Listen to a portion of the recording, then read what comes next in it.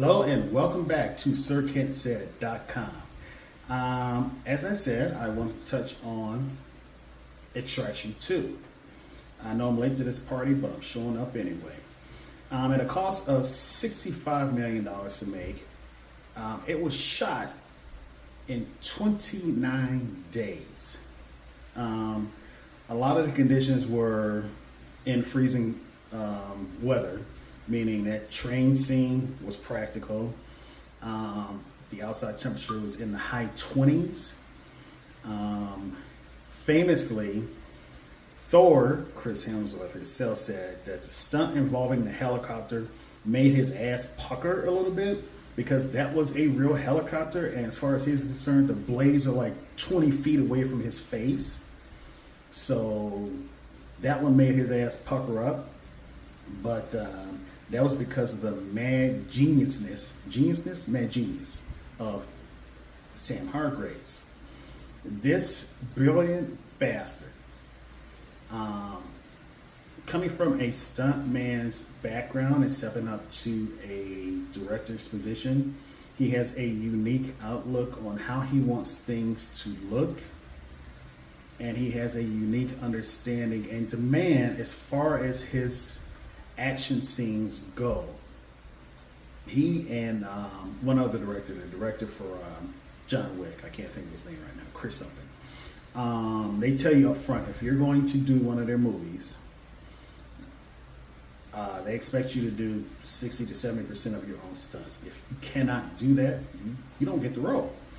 Charlize Theron famously did a lot, or most of her own stunts in Atomic Blonde. Once again, if you haven't seen it, I strongly encourage you to go do it or go watch it. But he has a unique perspective on use and movement of camera and angles and how one-shotters are supposed to look, and he pulls them off perfectly. Thank you, you fucking mad genius, Sam Hargrave. However, I'm going to say this up front.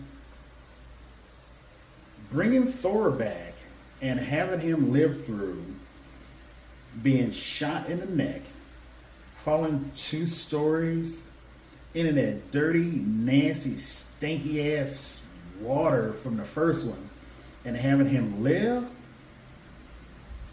that was a little much to believe, but you know, it wasn't as bad as putting a Fiero in space. I'm looking at you, Fast and Furious franchise fuckers. So we gonna let that one go, but he was not the same. Obviously, this guy was even after he recovered, even after he went on that mission, he was feeling his age. He was feeling them bones. He was feeling them wounds. He had lost a step.